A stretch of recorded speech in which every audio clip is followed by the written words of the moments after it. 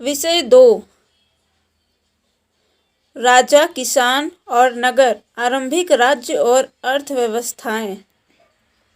लगभग 600 ईसा पूर्व से 600 हड़प्पा सभ्यता के बाद 1500 वर्षों के लंबे अंतराल में उपमहाद्वीप के विभिन्न भागों में कई प्रकार के विकास हुए। यही वह काल था जब सिंधु नदी और इसकी उपनदियों के किनारे रहने वाले लोग द्वारा ऋग्वेद का लेखन किया गया।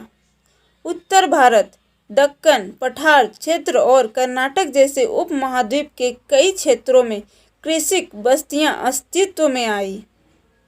साथ ही दक्कन और दक्षिण भारत के क्षेत्रों में चरवाहा बस्तियों के प्रमाण भी मिलते हैं। ईसा पूर्व पहली सहस्राब्दी के दौरान मध्य और दक्षिण भारत में शवों के अंतिम संस्कार के नए तरीके भी सामने आए, जिनमें महापाषाण के नाम से ख्यात पत्थरों के बड़े बड़े ढांचे मिले हैं। कई स्थानों पर पाया गया है कि शवों के साथ विभिन्न प्रकार के लोहे से बने उपकरण और हथियारों को भी दफनाया गया था। ईसा पूर्व 6ठी शताब्दी से नए परिवर्तनों के प्रमाण मिलते हैं। शायद इनमें सबसे ज़्यादा मुखर आरंभिक राज्यों, साम्राज्यों और रजवाड़ों का विकास है। इन राजनीतिक प्रक्रियाओं के पीछे कुछ अन्य परिवर्तन थे। इनका पता कृषि उपज को संगठित करने के तरीके से चलता है। इसी के साथ साथ लगभग पूरे उपमहाद्वीप में नए नगरों का उदय हुआ। इतिहासकार इस प्रकार के विकास का आकलन करने के लिए अभिलेखों, ग्रंथों, सिक्कों तथा चित्रों जैसे विभिन्न प्रकार के स्रोतों का अध्ययन करते हैं। जैसे कि हम आगे पढ़ेंगे, यह एक जटिल प्रक्रिया है और आपको यह भी आभास होगा कि इन स्रोतों के विकास की पूरी कहानी नहीं मिल पाती है। 1. प्रिंसेप और पियदस्सी। भारतीय अभिलेख विज्ञान में एक उल्लेखनीय प्रगति 1830 के दशक में हुई, जब ईस्ट इंडिया कंपनी के एक अधिकारी जेम्स प्रिंसेप ने ब्राह्मी और ख्रोस्टी लिपियों का अर्थ निकाला। इन लिपियों का उपयोग सबसे आरंभिक अभिलेखों और सिक्कों में किया गया है। प्रिंसेप को पता चला कि अधिकांश अभिलेखों और सिक्कों पर पियदस्सी यानी मनोहर मुखाकृति वाले राजा का नाम लिखा है। कुछ अभिलेखों पर राजा का नाम अशोक भी लिखा है। बौद्ध ग्रंथों के अनुसार अशोक सर्वाधिक प्रसिद्ध शासकों में से एक था। इस शोध से आरंभिक भारत के राजनीतिक इतिहास के अध्ययन को नई दिशा मिली, क्योंकि भारतीय और यूरोपीय विद्वानों ने उपमहाद्वीप पर शासन करने वाले मुख्य राजवंशों की वंशावलियों की पुनर्रचना के लिए विभिन्न भाषाओं में लिखे अभिलेखों और ग्रंथों का उपयोग किया। परिणाम स्वरूप 20वीं सदी के आरंभिक दशकों तक उपमहाद्वीप के राजनीतिक इतिहास का एक सामान्य चित्र तैयार हो गया। उसके बाद विद्वानों ने अपना ध्यान राजनीतिक इतिहास के संदर्भ की ओर लगाया और यह छानबीन करने की कोशिश की कि क्या राजनीतिक परिवर्तनों और आर्थिक तथा सामाजिक विकासों के बीच कोई संबंध था। शीघ्र ही यह आभास हो गया कि इनमें संबंध तो थे, लेकिन संभवतः सीधे संबंध हमेशा नहीं थे। 2. प्रारंभिक राज्य 2.1 16 महाजनपद। आरंभिक भारतीय इतिहास में 6ठी शताब्दी ईपू को एक महत्वपूर्ण परिवर्तनकारी काल माना जाता है। इस काल को प्रायः आरंभिक राज्यों, नगरों, लोहे के बढ़ते प्रयोग और सिक्कों के विकास के साथ जोड़ा जाता है। इसी काल में बौद्ध तथा जैन सहित विभिन्न दार्शनिक विचारधाराओं का विकास हुआ। बौद्ध और जैन धर्म अध्याय 4 के आरंभिक ग्रंथों में महाजनपद नाम से 16 राज्यों का उल्लेख मिलता है। यद्यपि महाजनपदों के नाम की सूची इस ग्रंथों में एक समान नहीं है, लेकिन विज्ज, मगध, कोसल, कुर, पांचाल, गांधार और अवंती जैसे नाम प्रायः मिलते हैं। इससे यह स्पष्ट है कि उक्त महाजनपद सबसे महत्वपूर्ण महाजनपदों में गिने जाते होंगे। अधिकांश महाजनपदों का राजा का शासन होता था, लेकिन गण और संघ के नाम से प्रसिद्ध राज्यों में कई लोगों का समूह शासन करता था। इस समूह का प्रत्येक व्यक्ति राजा कहलाता था। भगवान महावीर और भगवान बुद्ध अध्याय 4 इन्हीं गणों से संबंधित थे। वज्र संघ की ही भांति कुछ राज्यों में भूमि सहित अनेक आर्थिक स्रोतों पर राजा गण सामूहिक नियंत्रण रखते थे। यद्यपि स्रोतों के अभाव में इन राज्यों के इतिहास पूरी तरह लिखे नहीं जा सकते, लेकिन ऐसे कई राज्य लगभग 1000 साल तक बने रहे। प्रत्येक महाजनपद की एक राजधानी होती थी, जिसे प्रायः किले से घेरा जाता था। किलेबंद राजधानियों के रख रखाव और प्रारंभिक सेनाओं और नौकरशाही के लिए भारी आर्थिक स्रोत की आवश्यकता होती थी। लगभग 6ठी शताब्दी ईसा पूर्व से संस्कृत में ब्राह्मणों ने धर्मशास्त्र नामक ग्रंथों की रचना शुरू की। इनमें शासक सहित अन्य के लिए नियमों का निर्धारण किया गया और यह उपेक्षा की जाती थी कि शासक क्षत्रिय वर्ण से ही होगा। अध्याय 3 भी देखिए। शासकों का काम किसानों, व्यापारियों और शिल्पकारों से कर तथा भेंट वसूलना माना जाता था। क्या वनवासियों और चरवाहों से भी कर रूप में कुछ लिया जाता था? हमें इतना तो ज्ञात है कि संपत्ति जुटाने का एक वैध उपाय पड़ोसी राज्यों पर आक्रमण करके धन इकट्ठा करना भी माना जाता था। धीरे धीरे कुछ राज्यों ने अपनी अस्थायी सेनाएं और नौकरशाही तंत्र तैयार कर लिए। बाकी राज्य जब भी सहायक सेना पर निर्भर थे, जिन्हें प्रायः कृषक वर्ग से नियुक्त किया जाता था। 2.2 16 महाजनपदों के प्रथम मगध। 6ठी से 4ठी शताब्दी ईपू में मगध आधुनिक बिहार सबसे शक्तिशाली महाजनपद बन गया। आधुनिक इतिहासकार इसके कई कारण बताते हैं। यह कि मगध क्षेत्र में खेती की उपज खास तौर पर अच्छी होती थी। दूसरी यह कि लोहे की खदानें आधुनिक झारखंड में भी आसानी से उपलब्ध थी, जिससे उपकरण और हथियार बनाना सरल होता था। जंगली क्षेत्र में हाथी उपलब्ध थे, जो सेना के एक महत्वपूर्ण अंग थे।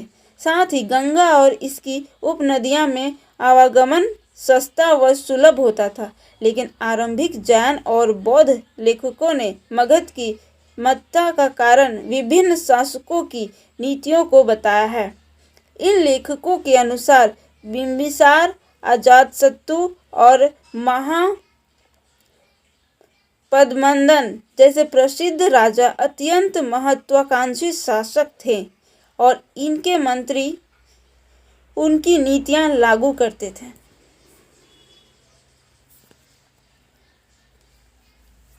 प्रारंभ में राजगाह आधुनिक बिहार के राजगीर का प्रकृत नाम मगध की राजधानी थी।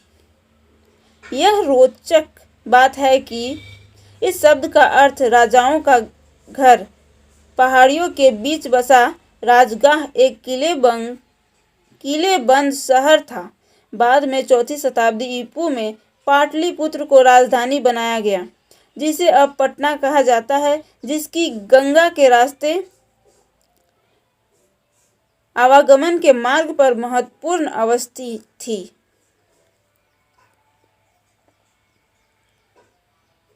तीसरा, एक आरंभिक साम्राज्य। मगध के विकास के साथ साथ मौर्य साम्राज्य का उदय हुआ। मौर्य साम्राज्य के संस्थापक चंद्रगुप्त मौर्य लगभग 321 ईपू का शासन पश्चिमोत्तर में अफगानिस्तान और बलूचिस्तान तक फैला था।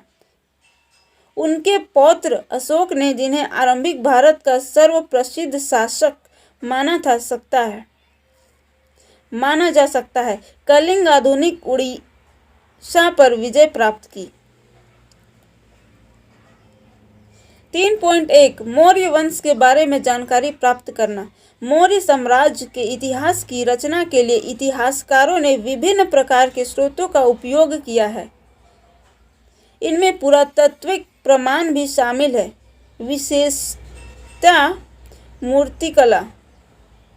मौर्यकालीन इतिहास के पुनर्निर्माण हेतु समकालीन रचनाओं की मूल्यवान सिद्ध हुई है, जैसे चंद्रगुप्त मौर्य के दरबार में आए यूनानी राजदूत मेगास्थनीज द्वारा लिखा गया विवरण। आज इनके कुछ अंश ही उपलब्ध है। एक और स्रोत जिनका उपयोग प्रायः किया जाता है और वह है अर्थशास्त्र। संभवतः इनके कुछ भागों की रचना कौटिल्य या चाणक्य ने की थी, जो चंद्रगुप्त के मंत्री थे। साथ ही मौर्य शासकों का उल्लेख परवर्ती जैन, बौद्ध और पौराणिक ग्रंथों तथा संस्कृत वाङ्मय में भी मिलता है। यद्यपि उक्त साक्ष्य बड़े उपयोगी हैं, लेकिन पत्थरों और स्तंभों पर मिले अशोक के अभिलेख प्रायः सबसे मूल्यवान स्रोत माने जाते हैं। अशोक पर पहला सम्राट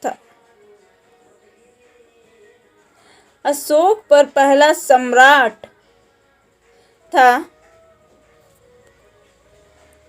अशोक वह पहला सम्राट था जिसने अपने अधिकारियों और प्रजा के लिए संदेश प्राकृतिक पत्थरों और पॉलिश किए हुए स्तंभों पर लिखवाए थे।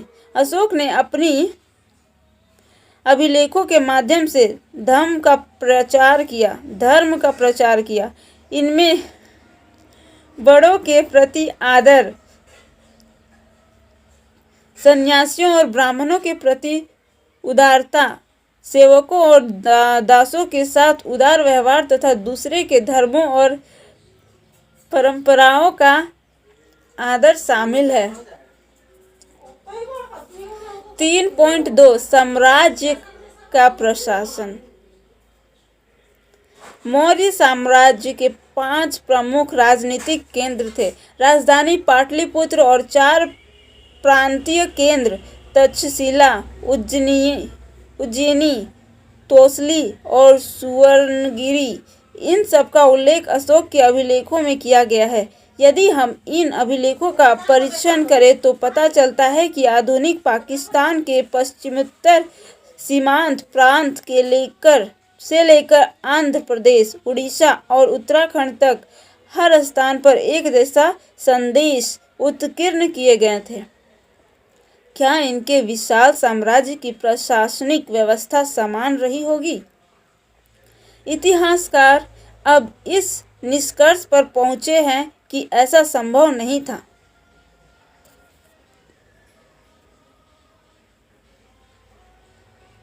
साम्राज्य में शामिल क्षेत्र बड़े विविध और भिन्न भिन्न प्रकार के थे। कहाँ अफगानिस्तान के पहाड़ी क्षेत्र और कहाँ उड़ीसा के तटवर्ती क्षेत्र। यह संभव है कि सबसे प्रबल प्रशासनिक नियंत्रण साम्राज्य की राजधानी तथा उसके आसपास के प्रांतीय केंद्रों पर रहा हो। इन केंद्रों का चयन बड़े ध्यान से किया गया। तक्षशिला और उज्जैनी दोनों लंबी दूरी वाले महत्वपूर्ण व्यापार मार्ग पर स्थित थे, जबकि सुवर्णगिरी अर्थात सोने के पहाड़ कर्नाटक में सोने की खदान के लिए उपयोगी था।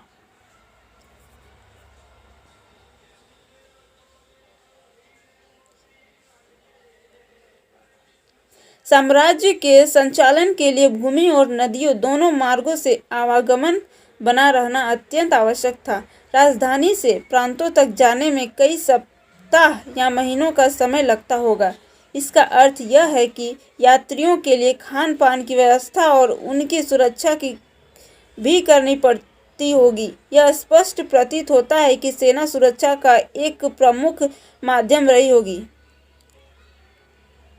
मेगास्थनीज ने सैनिक गतिविधियों के संचालन के लिए एक समिति और 6 उप समितियों का उल्लेख किए हैं। इनमें से एक का काम नौसेना का संचालन करना था, तो दूसरा यातायात और खान पान का संचालन करती थी। तीसरी का काम पैदल सैनिकों का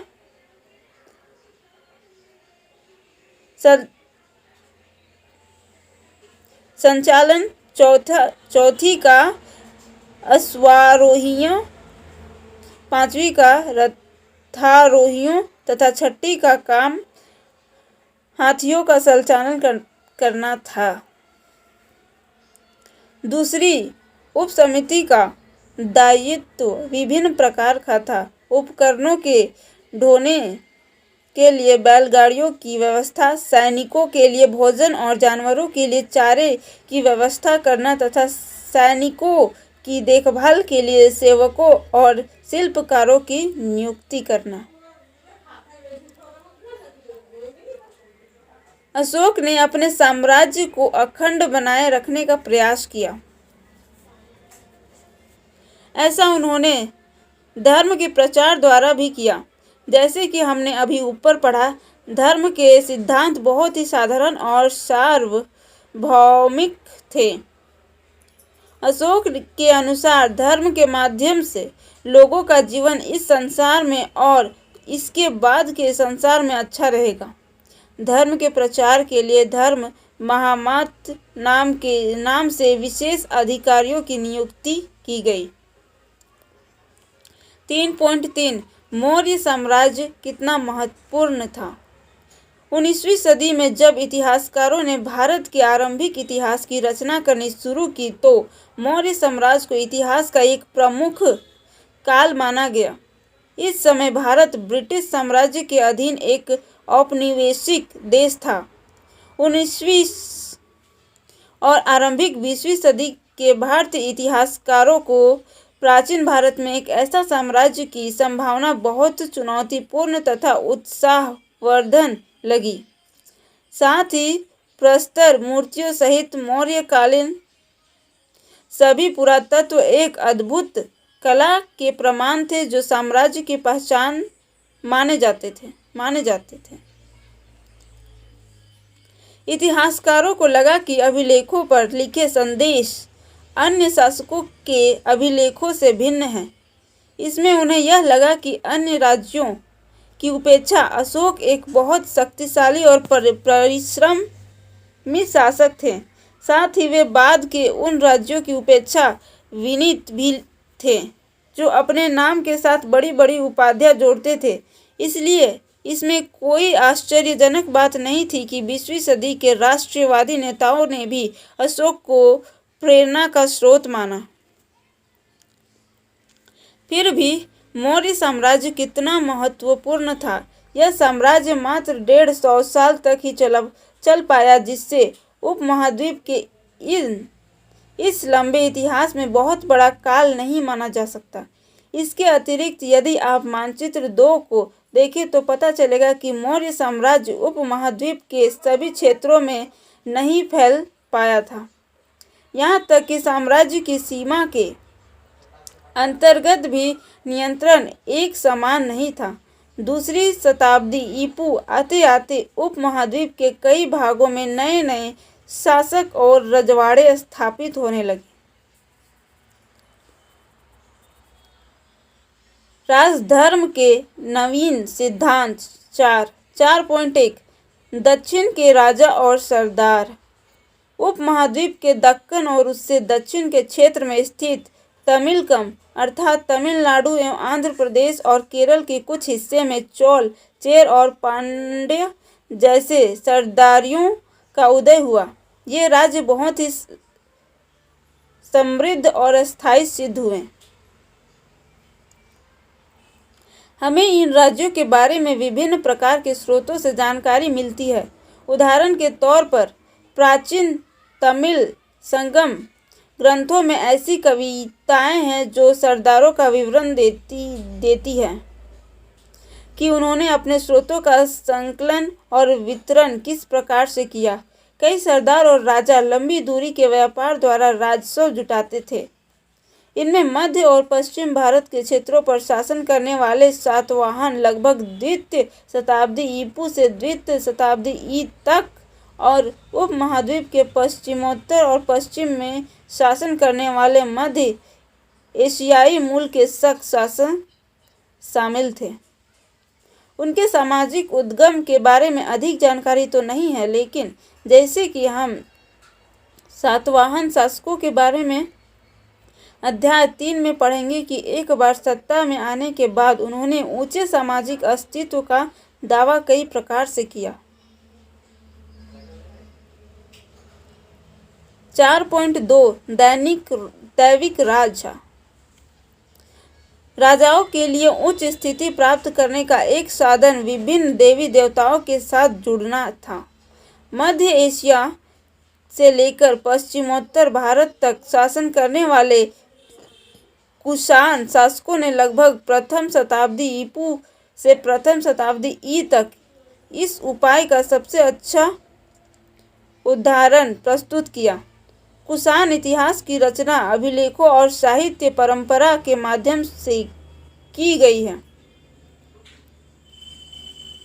जिस प्रकार के राजधर्म को कुषाण शासकों ने प्रस्तुत करने की इच्छा की, उसका सर्वोत्तम प्रमाण उसके सिक्कों और मूर्तियों से प्राप्त होता है। उत्तर प्रदेश में मथुरा के पास माट के एक देवस्थान पर कुषाण शासकों की विशालकाय मूर्तियां लगाई गई थी। अफगानिस्तान के एक देवस्थान पर भी इसी प्रकार की मूर्तियां मिली है। कुछ इतिहासकारों का मानना है कि इन मूर्तियों के जरिए कुषाण स्वयं को देवतुल्य प्रस्तुत करना चाहते थे। कई कुषाण शासकों ने अपने नाम के आगे देवपुत्र की उपाधि भी लगाई थी। संभवतः वे उन चीनी शासकों के से प्रेरित हुए होंगे जो स्वयं को स्वर्गपुत्र कहते थे। चौथी शताब्दी ई में गुप्त साम्राज्य सहित कई बड़े साम्राज्यों के साक्ष्य मिलते हैं। इनमें से कई साम्राज्य सामंतों पर निर्भर थे। अपना निर्वाह स्थानीय संसाधनों द्वारा करते थे, जिनमें भूमि पर नियंत्रण भी शामिल था।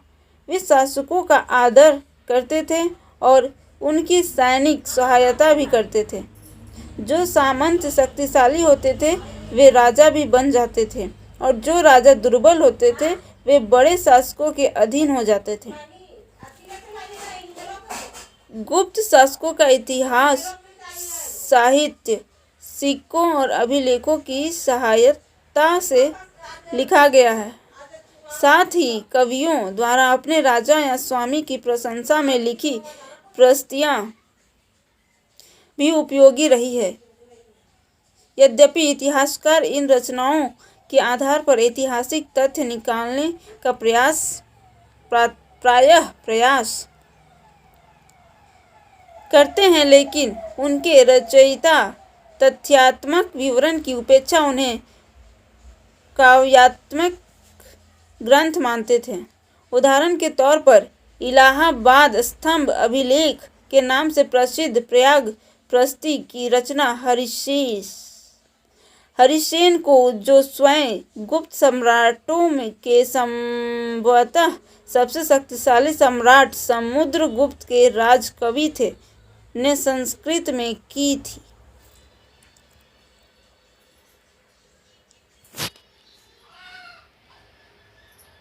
धन्यवाद। अगला पार्ट नेक्स्ट एपिसोड में। Thank you again.